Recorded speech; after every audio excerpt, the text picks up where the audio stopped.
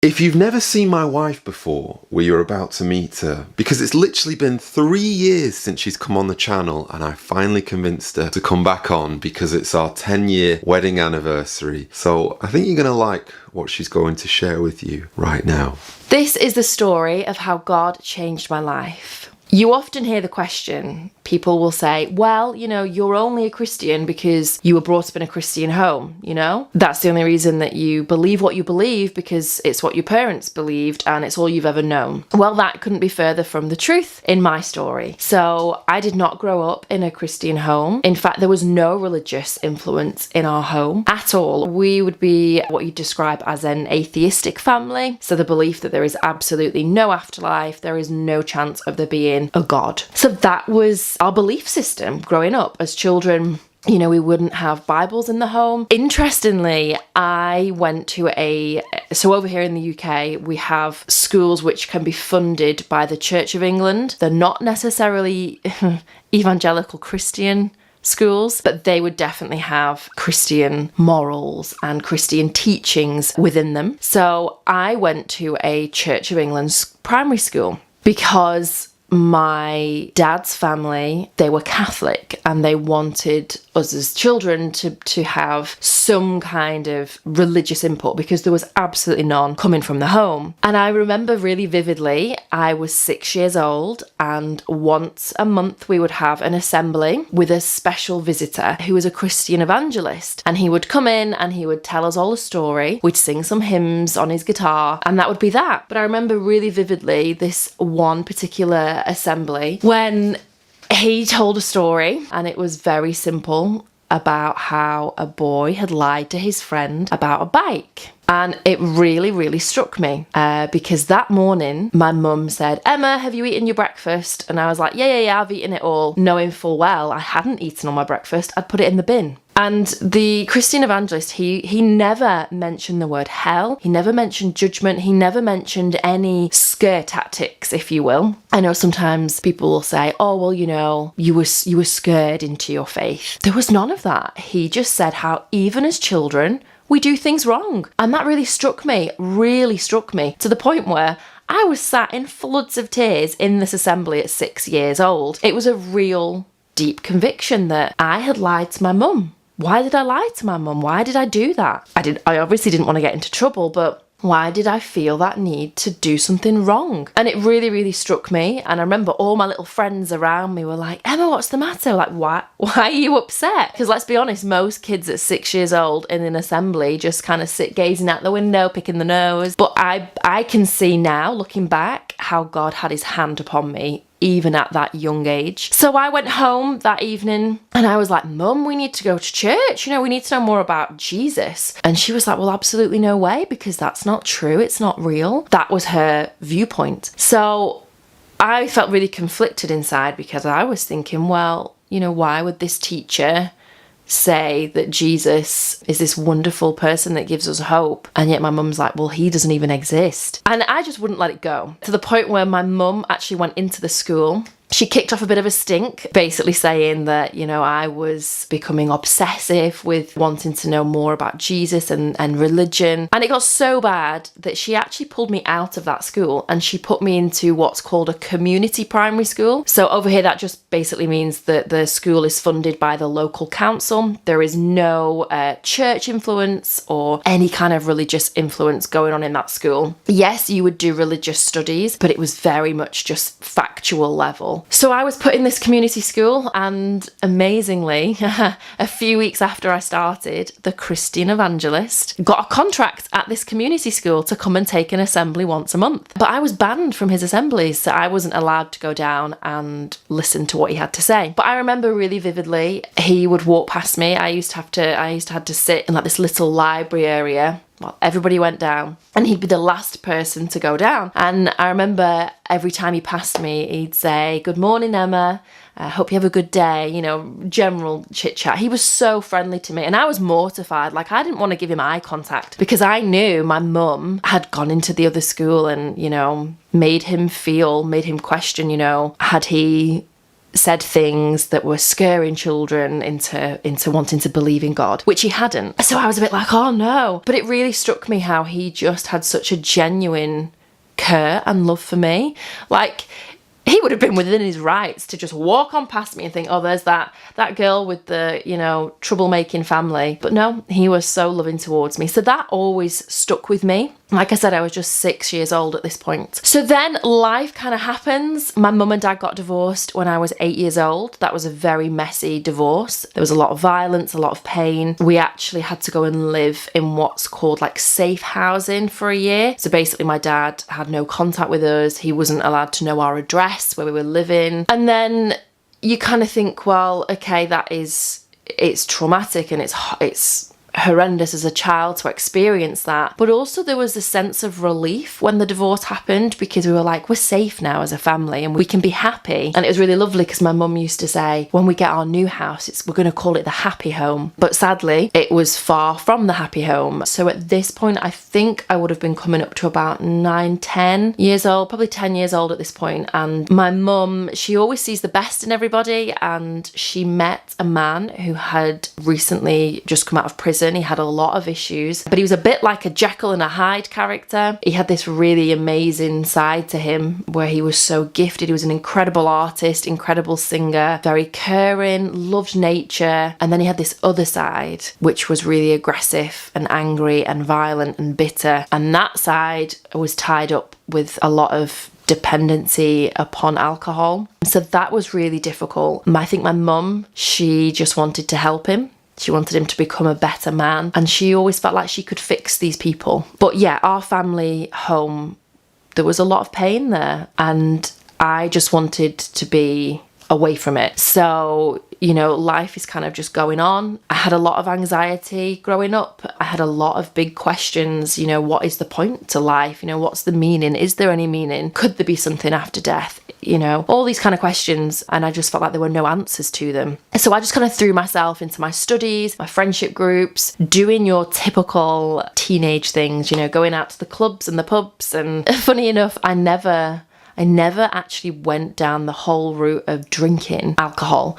I think because I'd seen the damage that it had caused in our family home, there was already a bit of a wariness towards it. And I genuinely didn't like the taste. So I was like, why would I spend all that money on something which tastes like you're drinking acid? So that was just me. But I was very much involved with the crowds that were out drinking because it kept me out of the home. I worked 4 jobs by the time I turned 16 because I just wanted to, I guess, escape and keep busy. So that's what I did. And then speed up a little bit more to when I had just turned 18 and I was a few weeks off going to university. One of my friends had said, let's go to this music festival, big music festival called Leeds Fest. So Leeds is a place in the UK for anybody watching this overseas. And yeah, they're just this huge farmer's field, and there are loads of bands playing music. There's food stalls, you camp there. But there is a lot of immorality happening there. There's a lot of drinking. There's a lot of promiscuous behaviour. You name it, it's all going on at this festival. And here I am, stone cold sober, with all these people that are intoxicated. And it was one particular night, early hours of the morning, and I remember just standing in this sea of young people. Like, there were thousands and thousands of teenagers, and they were all just so lost. They all just looked so incredibly lost, like just so intoxicated, just they didn't know who they were, where they were, what they were doing. There were people hooking up, and I'm like, you've not even a clue who that person is. And it was just, I felt so incredibly lost and isolated, and I felt a real sense of dread and panic. And it's hard to put into words. I don't know if anybody watching this has ever suffered with panic attacks or anxiety, but can't really explain or describe the feeling, the sensation. It's just a real sense of dread, panic, fight, flight mode. It's awful. And I remember just feeling incredibly lost and empty, thinking, I remember the thought going through my mind was, what's the point?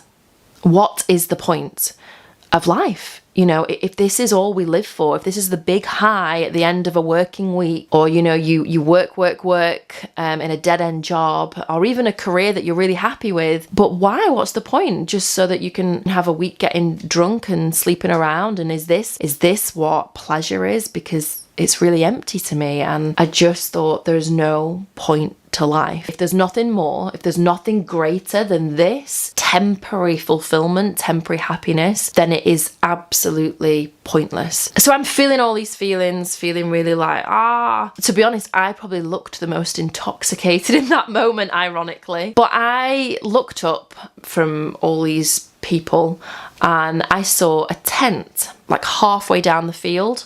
And this tent was a Salvation Army tent. At the time, I just thought they were volunteers for the army, because you would have different tents at these festivals, like gazebo style tents. They might be selling hoodies and sweatpants, and they might be selling, you know, little key rings or whatever. But this particular tent was a Salvation Army, and they were young people, similar age to me, and they were offering help and aid to all these intoxicated people. And they had such a joy about them and a peace, and it was just radiating from them. And I was like, how can you stand here, because you're sober like I'm sober, how can you stand here and watch what is happening and not be troubled by it, and also not be angry and think, you know, leave them in the pit of despair, because they've done that to themselves. Why are you carrying them to the medical tent? Why are you carrying them to a paramedic? Why are you giving them free water and wrapping them in thermal blankets? Why are you doing that? And you're doing that with such a joy about you. So I just knew in that moment those people had something that I quite clearly didn't have and I wanted. So I just walked over to this tent. Again, remember, I'm all mixed up with these feelings and I just didn't know what to say. So I said something along the lines of, I want what you have. How can I have it? And I remember this young guy, he just looked at me and he probably thought,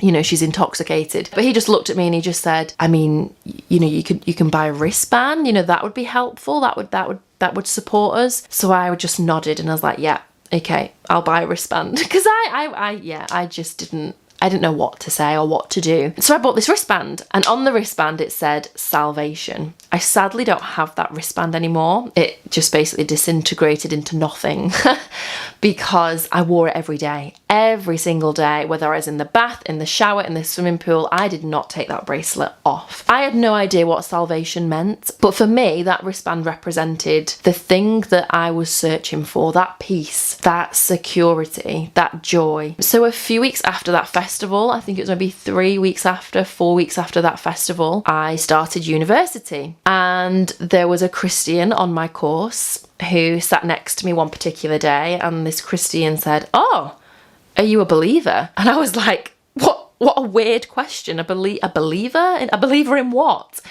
And they were like, "Oh, I'm really sorry. It's just like you're wearing a wristband that says salvation. That's a Christian term. Like, are you a born again Christian?" And I just laughed in this person's face. I was quite rude actually. And I was like, absolutely no way. Like, no, I'm absolutely not a Christian. Like, everybody knows that that's just a made up fairy tale book to help people cope with the difficulties of life. Like, it's not real. So then this person was like, "Well, why are you wearing a Christian wristband then if you've no interest?" And I was like, well, you know, and I didn't know what to say. And they were like, "You do know what salvation means, don't you?" And I was like, yes, of course I know what salvation means. When actually I hadn't a clue what salvation meant. I still thought the Salvation Army worked for the army. So that then made me think, okay, I need to go away and Google what is salvation. So that's exactly what I went away and did. And that's when the penny dropped. I was like, okay, so the Salvation Army, they're Christians. And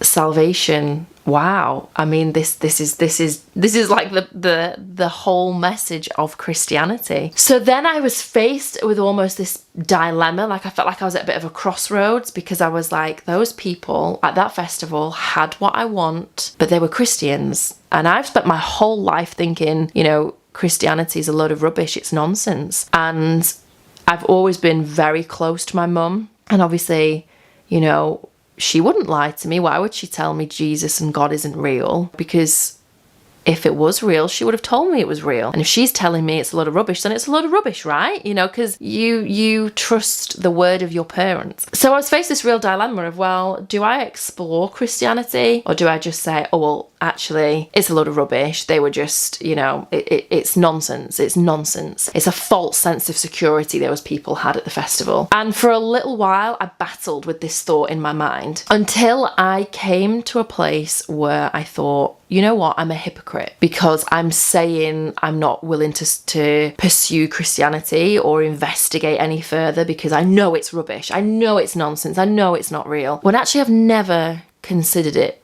truly for myself. I've never read a Bible. I don't even own a Bible. I've never been in an evangelical church, a Bible believing church. I've only ever been to funerals, christenings, weddings. I've never considered this. So that makes me a really big hypocrite. And I think when you're at university, you're studying, aren't you? You're in the world of academia, let's say, and you're wanting to debate and discover who you are and what is this big world we live in. So there was also that side of it where I was like, I want to explore this. I want to see what is this Christianity all about. So that's what I did. So I got myself a Bible. I started to read the Bible. The Christian who I'd met on the course that had challenged me, they put me in touch with a local church to the university that I was at. And I remember I didn't go for a good few weeks because I was so worried about how they would judge me, how would they view me. Bear in mind, I had no concept of what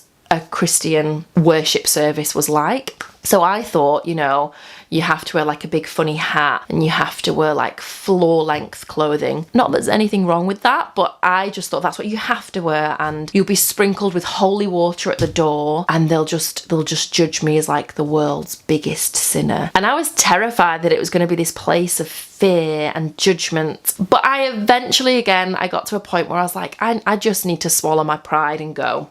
So I did. And let me tell you, it was nothing like the picture I had conjured up in my mind. Nobody sprinkled me with holy water, you'll be pleased to know. I didn't wear a funny hat or floor-length clothing. And I couldn't believe what I was seeing, to be honest, because obviously coming from a broken home, you see a lot of dysfunction going on and there's a lot of arguments and pain and nobody seems to get along. To then walk into a building, a very basic building. There was nothing fancy. There was no stained glass windows. It was just a very bog standard basic building. To see people from all different walks of life, different races, different class type. You had rich, you had poor, you had young, you had old, you had disabled, you had really intelligent people. You had people that quite clearly were not in good circumstances. To see such a mix of people in the same building with such unity, that really, really struck me. That was the thing that had the biggest impact upon me, because I just remember thinking,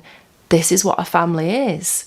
Like, they have such a bond that just clearly cannot be broken. And humanly speaking, there should be absolutely nothing that these people have in common. Like, these people should not be getting on as well as they are. So why are they? What is it that is uniting them to one another? So that spoke volumes to me, to see that love, that family unity. I was like, wow, this is pretty profound. This is pretty real. So I kept going back to that church and I kept reading the Bible, and I came to a place where I felt like for the first time a lot of my questions were being answered. Because if you truly, truly study Christianity and the Bible and the historical accounts of creation, you'll find that that is the most scientific explanation for how we have ended up here with this incredible universe. We can't have the creation without a creator. Everything that has ever been created has intelligent design behind it. So I felt like all my questions were being answered. I was like, yes, this makes sense. Yes, this all makes sense. Life suddenly makes sense. There is a bigger picture. There is a God in heaven and he loves me. But I got to a point where I thought that being a Christian was just about being a good person, living a good life, doing good things, not swearing, not lying, being kind to people that you don't really want to be kind to. So every day I remember I'd wake up and I'd be like, okay, today's the day that I'm going to be a Christian. I'm gonna not swear, and I'm not gonna do this at work, and I'm gonna just be a really good, wholesome person. And sure enough, I'd fail miserably.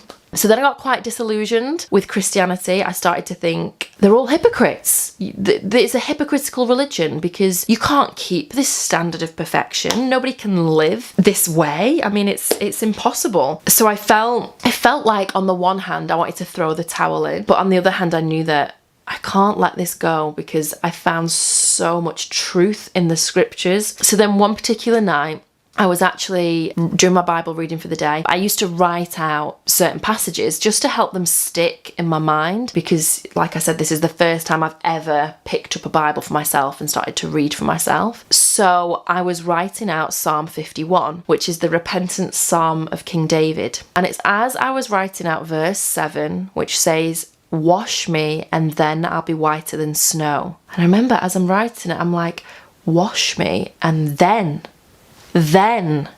I'm whiter than snow. And I remember putting the pen down and being like, oh, I get it. How could I miss this? I get it. It's not about what we do. It's not about us keeping this perfect standard, because if I could get to heaven on my own steam, off my own good works, then Jesus died in vain. No. It is finished. We trust in the finished work of Christ. It's all him. It is all him. And it was like this real ding, like light bulb moment that there's nothing I can offer him. There's nothing that I can give him. There's nothing that I can do. He has done it all. He is the sinless one that has died for the sinner, and I need to give him my life. And I remember in that moment just putting my pen down and just praying to him and just saying, I know that there is nothing I can do to be saved. You have done it all. Please save me. Save me from my sins. I turn from them. Give me the strength daily to follow you. And it was that moment that I truly repented of my sin. I think I'd already reached a point where I believed in God. I believed in Jesus. There's no way I could have doubted their existence, but I hadn't repented of my sin. I hadn't been born again. You know, even the devil believes in God, but it doesn't mean he's saved. And I think that was the moment that Jesus saved me. So that Psalm 51, is very precious to me. In fact, I really encourage anybody to go give that a read. You could spend a lifetime alone meditating on those words. So since then, since that moment, it's been amazing, the journey that the Lord's taken me on. Your life doesn't become perfect.